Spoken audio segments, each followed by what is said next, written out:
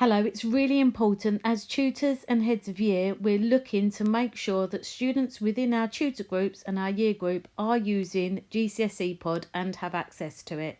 So this is how you do it. You click onto the left side where it says monitor and manage. Then you find your tutor group. So in here I'm going to type 10.2.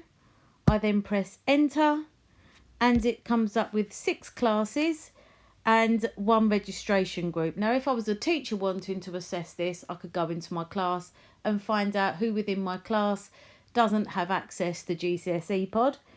Or I can be the tutor and I'll click on the group and there it says there's 20 users.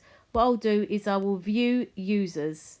Now, there's lots here that you can look through and take your time analysing statistics. It tells you how many streams that student's looked at. It tells you how many downloads they've done, which is of their own accord.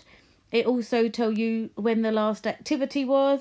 The green tick here under active is the thing you'll be looking at initially, because if it's got a green tick, then that means that they are using it. If it's got a red cross, then we need to make sure that students are then able to log in. You can also then view usage and have a look to see what subjects they're using it for.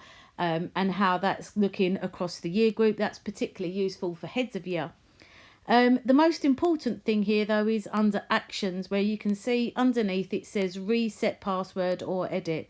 So if a student in your tutor group or in your class doesn't have their password, you simply click on it and it comes up with new password.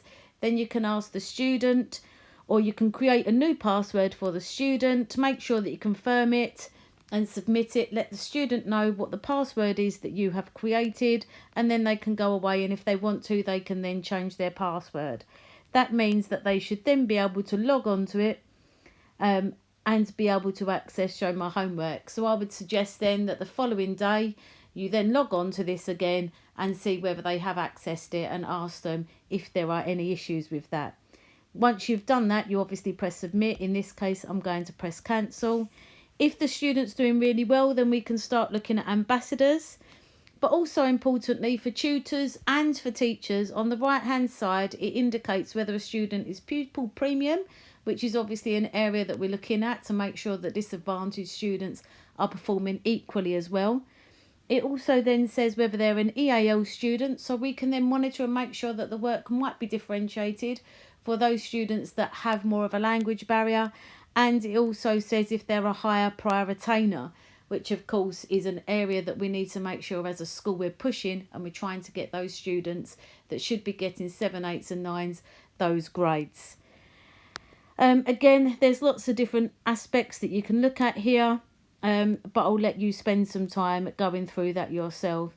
Again, if you've got any issues, then please do come and see me. The same applies for if you're a teacher. You just go onto your class group and it brings up exactly the same information, and in your classroom you can reset the password. So there really shouldn't be any reason why students are not able to access their GCSE password. It doesn't need to go to the head of year. It doesn't need to go to anyone else. You all have the same ability and the same passwords there, and the same way of resetting the passwords for the student. But if you do have any questions or want me to go through this with you in more detail, then please email me or come to see me. Thank you very much.